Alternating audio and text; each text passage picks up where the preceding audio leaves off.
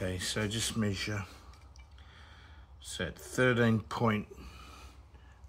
14 mil roughly. So 14 mil, that looks pretty. Right, that's just a steel bar I found. It's still copper. Actually looks like a copper bar for a earthing connection. Anyway, that'll do. So that's about right. So I've got to do these red ones. So I put that there. Get 2 bits of wood. And I just push it in and then twist them in like that until they're touching.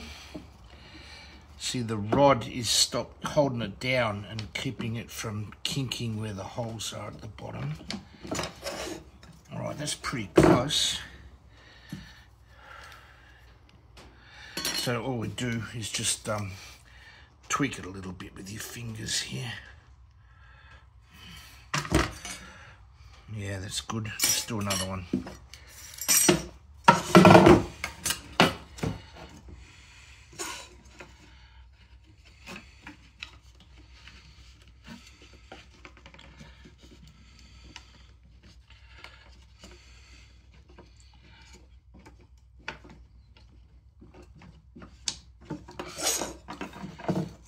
Tweak it a bit.